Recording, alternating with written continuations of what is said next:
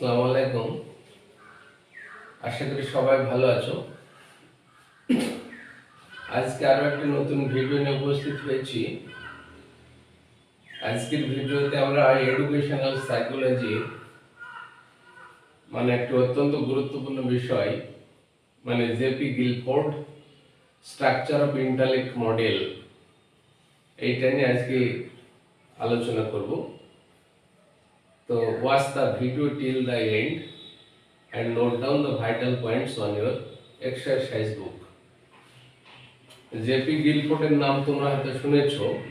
JP Guilford, Joy Paul Guilford, একজন American বিখ্যাত psychologist.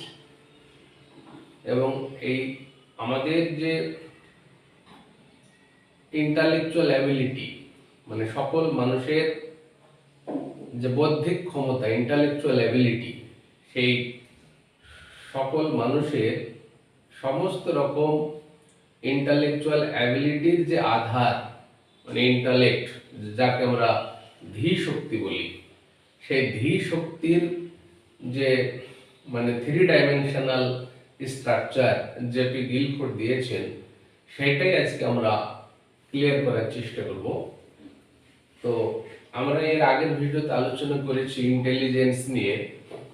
সেখানে বলা হয়েছে ইন্টেলিজেন্স নাউন ফর্ম বুদ্ধাঙ্ক আমরা বলেছিলাম ইন্টেলিজেন্ট কোশেন্ট। তো এই যে ইন্টালেকচুয়াল অ্যাবিলিটি বৌদ্ধিক ক্ষমতা, প্রতিটা মানুষেরই তোমার ইন্টালেকচুয়াল অ্যাবিলিটি রয়েছে। ইন্টালেকচুয়াল অ্যাবিলিটি থাকার কারণে আমরা বিভিন্ন সমস্যার সমাধান করতে পারি, প্রতিকূল পরিস্থিতিতে নিজেদেরকে অ্যাডজাস্ট করে নিতে পারি, প্রতিকূল পরিস্থিতিতে নিজেকে মানিয়ে নিতে পারি। অ্যাডভার্স সিচুয়েশনে পড়লে সেখান থেকে নিজেকে ওভারকাম করার বিভিন্ন কৌশল বের করার চেষ্টা করি। এটা কিসের জন্য হয়? এটা ইন্টালেকচুয়াল অ্যাবিলিটির কারণে। তো এই intellectual ability man to man vary করে। তো জেপি গিলফোর্ড বলেছেন যে এই সমস্ত রকম ইন্টালেকচুয়াল অ্যাবিলিটির যে আধার, সেটা হচ্ছে ইন্টালেক্ট ধী শক্তি। তো এই ধী শক্তির কাঠামো বা স্ট্রাকচার সম্পর্কে জেপি গিলফোর্ড একটা সুন্দর মডেল উপস্থাপন করেছেন। সেটাকে বলা হয় SIO model, structure of intellect model. ঠিক আছে, intellect model of SIO model বলা হয়, structure of intellect model, SIO model সংক্ষেপে। তো এই যে ধী শক্তি বা ইন্টালেক্টের যে বিশ্লেষণ করতে গিয়ে তিনি বলেছেন যে সকল মানুষের ধী শক্তি অর্থাৎ ইন্টালেক্ট তিন রকমের উপাদানে গঠিত, তিন ধরনের উপাদান দ্বারা গঠিত, তিন ধরনের ডাইমেনশন, একটা থ্রি ডাইমেনশনাল একটা কনফিগারেশন, একটা ত্রিমাত্রিক একটা স্ট্রাকচারের মাধ্যমে তিনি ধী শক্তির ব্যাখ্যাটা দিয়েছেন। তো তাতে তিনি বলেছেন যে ধী শক্তি হচ্ছে একটা থ্রি ডাইমেনশনাল একটা মডেলের মতো, একটা ত্রিমাত্রিক একটা মডেল। তিন ধরনের ডাইমেনশন থাকে। একটা হচ্ছে বিষয়বস্তুগত মাত্রা, যেটাকে কন্টেন্ট রিলেটেড ডাইমেনশন বলা হয়। আর দ্বিতীয়টা হচ্ছে তোমার প্রতিক্রিয়া সম্পর্কিত মাত্রা বা অপারেশন রিলেটেড ডাইমেনশন। আর তিন নম্বর হচ্ছে তোমার প্রোডাক্ট বা উৎপাদনগত মাত্রা, প্রোডাক্ট রিলেটেড ডাইমেনশন। এই তিন রকমের ডাইমেনশনে বলছে প্রতিটা মানুষের ধী শক্তি অর্থাৎ ইন্টালেক্ট গঠিত। তো এখানে তিনি আরো পরিষ্কার করে ব্যাখ্যা করেছেন যে আমরা যে বিষয় বস্তুগত যে মাত্রার কথা বলছি content related dimension, JP Guilford বলেছেন যে এই কন্টেন্ট রিলেটেড ডাইমেনশন অর্থাৎ বিষয়বস্তুগত মাত্রা পাঁচটা উপাদানে গঠিত। পাঁচটি উপাদান দ্বারা গঠিত। সেই পাঁচটি উপাদান কি কি? একটা আছে ভিজুয়াল। ভিজুয়াল হচ্ছে তোমার দর্শন নির্ভর বিষয়বস্তু, দেখে দেখে কোনো বিষয়বস্তু আমরা আয়ত্ত করি। তো এটাকে বলছে ভিজুয়াল রিলেটেড ডাইমেনশন। ঠিক আছে, বা ভিজুয়াল রিলেটেড কন্টেন্ট, দর্শন নির্ভর বিষয়বস্তু। আর দ্বিতীয়টা তিনি নাম দিয়েছেন অডিটরি রিলেটেড কন্টেন্ট, মানে এটাকে বলছে শ্রবণ নির্ভর বিষয়বস্তু। তাহলে একটা দর্শন নির্ভর ভিজুয়াল, আর একটা হচ্ছে অডিটরি মানে শ্রবণ নির্ভর। আর 3 নম্বর নাম দিয়েছেন তিনি সিম্বলিক কন্টেন্ট। সিম্বলিক মানে প্রতীকী, সিম্বল মানে প্রতীক, একটা প্রতীকী মানে নির্ভর বিষয়বস্তু। আর 4 নম্বর তিনি বলেছেন সিম্যান্টিক কন্টেন্ট। সিম্যান্টিক মানে একটা মানে বিমূর্ত বিষয়বস্তু আর কি, ঠিক আছে, বিমূর্ত বিষয়বস্তু। আর 5 নম্বর তিনি বলেছেন বিহেভিয়ারাল কন্টেন্ট মানে আচরণগত বিষয়বস্তু। তাহলে এই যে কন্টেন্ট রিলেটেড ডাইমেনশন, বিষয়বস্তুগত মাত্রা, এটার তিনি 5টি উপাদানের কথা বললেন, যে বিষয়বস্তু 5টি উপাদান দ্বারা গঠিত। একটা হচ্ছে দর্শন নির্ভর বিষয়বস্তু, বা এটাকে আমরা ভিজুয়াল কন্টেন্ট বলছি। আর একটা হচ্ছে শ্রবণ নির্ভর বিষয়বস্তু বা অডিটরি রিলেটেড কন্টেন্ট, ঠিক আছে। আর একটা হচ্ছে তোমার সিম্বলিক কন্টেন্ট, প্রতীকী বিষয়বস্তু। আর 4 নম্বর হচ্ছে তোমার সিম্যান্টিক কন্টেন্ট মানে বিমূর্ত বিষয়বস্তু। আর 5 নম্বর হচ্ছে বিহেভিয়ারাল কন্টেন্ট, আচরণগত বিষয়বস্তু। এই 5টা উপাদান দ্বারা বলছে বিষয়বস্তু গঠিত। হ্যাঁ, কন্টেন্ট রিলেটেড ডাইমেনশনের এই 5টা উপাদানের কথা তিনি বললেন। তারপরে বললেন প্রতিক্রিয়াগত যে ডাইমেনশন, প্রতিক্রিয়াগত যে মাত্রা, যেটা তিনি নাম দিয়েছেন অপারেশন রিলেটেড ডাইমেনশন। এই অপারেশন রিলেটেড ডাইমেনশনও 5টা উপাদানে গঠিত। সেই 5টা উপাদান তিনি নাম দিয়েছেন, একটা হচ্ছে কগনিশন। কগনিশন মানে হচ্ছে প্রজ্ঞা, জ্ঞান, ঠিক আছে, জ্ঞান বা কগনিশন। 2 নম্বর তিনি বলেছেন স্মৃতি, মেমোরি, হ্যাঁ, স্মৃতি বা মেমোরি। আর 3 নম্বর হচ্ছে কনভার্জেন্ট থিঙ্কিং মানে একটা তোমার মানে কনভার্জেন্ট থিঙ্কিং মানে অভিসারী চিন্তন। আর একটা হচ্ছে ডাইভার্জেন্ট থিঙ্কিং, অপসারী চিন্তন। আর 5 নম্বর হচ্ছে ইভ্যালুয়েশন, মূল্যায়ন।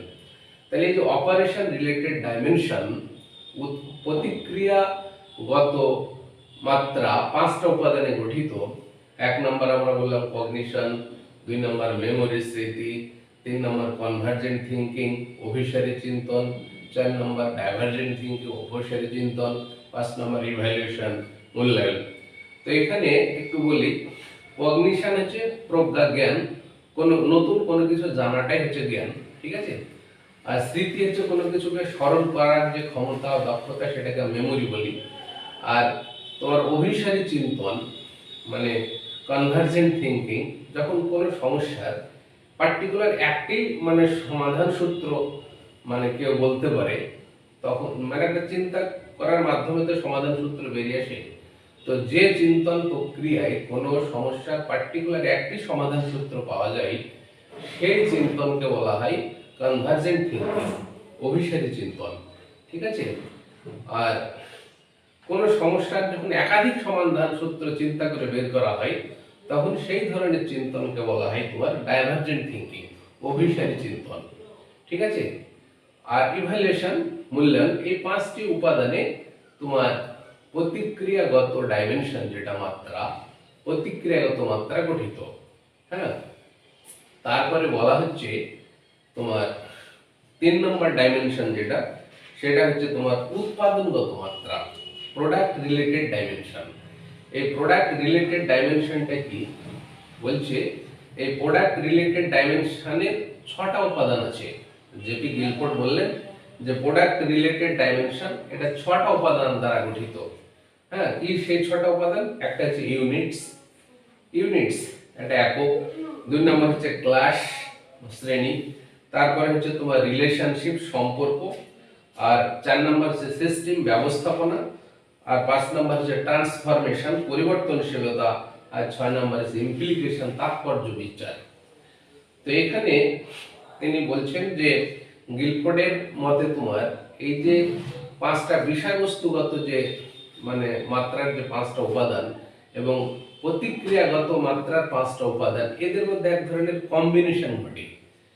এদের মধ্যে কম্বিনেশন, বিন্যাস ঘটার ফলে বলছে যে এই যে উৎপাদনগত যে প্রোডাক্ট রিলেটেড ডাইমেনশনের 6টা উপাদান বলা হলো, এদেরও কিন্তু কম্বিনেশন ঘটে। অর্থাৎ মানে তিন রকমের মাত্রার যে আলাদা আলাদা তিন রকমের উপাদান, হ্যাঁ, তোমার বিষয়বস্তুগত মাত্রার 5টা উপাদান এবং প্রতিক্রিয়াগত মাত্রার 5টা উপাদান এবং উৎপাদনগত মাত্রার 6টা উপাদান, এদের মধ্যে একটা অ্যাসোসিয়েশন কম্বিনেশন ঘটে, মানে এবং আরো নতুন ধরনের বিভিন্ন তোমার ধারণার তৈরি হয়। এই তিন রকমের মাত্রার ভিন্ন ভিন্ন উপাদানের মধ্যে কম্বিনেশন ঘটে, সমন্বয় ঘটে, বিন্যাস ঘটে, যার ফলে মানে জেপি গিলফোর্ড বলছেন যে আরো নতুন নতুন মানে বিভিন্ন ধরনের ধারণার তৈরি হয়, ধারণার সৃষ্টি হয়। হ্যাঁ, বিভিন্ন রকম ধারণারটা কোথায় থেকে আসে, মানে ইন্টালেক্ট থেকে আসে। হ্যাঁ, ইন্টালেক্ট আমরা বলছি যে ইন্টালেক্ট হচ্ছে সকল রকম ইন্টালেকচুয়াল অ্যাবিলিটির আধার।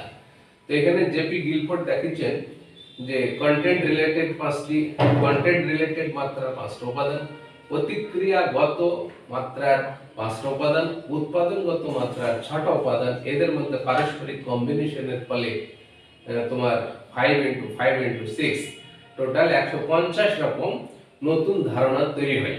তো এখানে জেপি গিলফোর্ড বলছেন যে প্রতিটা মানুষের এই যে ধী শক্তি বা ইন্টালেক্ট, এটা এই 50টি ভিন্ন ভিন্ন উপাদান দ্বারা গঠিত। হ্যাঁ, 50টি ভিন্ন ভিন্ন উপাদান দ্বারা গঠিত। এটাকে যদি আমরা মানে একটু ডায়াগ্রামের মাধ্যমে দেখানোর চেষ্টা করি, তাহলে দেখো জেপি গিলফোর্ড যে ইন্টালেক্টের যে মডেলটা তিনি দেখিয়েছেন, এটা 3 ডাইমেনশনাল মডেল, সেটা আমরা বোর্ডে দেখতে পাচ্ছি। হ্যাঁ, এর তোমার 3টে ডাইমেনশন দেখো পরিষ্কার করে দেখানো হয়েছে। একটা কন্টেন্ট রিলেটেড ডাইমেনশন, তারপরে তোমার অপারেশন রিলেটেড ডাইমেনশন, আর হচ্ছে তোমার প্রোডাক্ট রিলেটেড ডাইমেনশন। তো এই আলাদা আলাদা মানে উপাদানগুলির মধ্যে সমন্বয়ের ফলে আরো 150টা নতুন রকমের ধারণা তৈরি হচ্ছে। তো এখানে পরিশেষে জেপি গিলফোর্ড বলেছেন যে মানুষের যে ধী শক্তি, যেটা সকল প্রকার ইন্টালেকচুয়াল অ্যাবিলিটির আধার, সেই ধী শক্তি ইন্টালেক্ট এই 150 রকমের উপাদান দ্বারা গঠিত এবং এটা ঠিক দেখতে একটা ত্রিমাত্রিক মডেলের মতো, এটাই তিনি বিশ্লেষণ করে দেখিয়েছেন। তো এই ভিডিওটা তোমরা মানে কয়েকবার দেখবে, তবে দেখবে যে ইন্টালেক্ট সম্পর্কে জেপি গিলফোর্ডের যে মানে অ্যানালাইসিস, সেই অ্যানালাইসিস তোমাদের কাছে ক্লিয়ার হয়েছে। হ্যাঁ, তো এখনকার আলোচনা আমি এখানে শেষ করব। মানে ভিডিওটি শেষ পর্যন্ত দেখার জন্য সবাইকে ধন্যবাদ। আসসালামু আলাইকুম।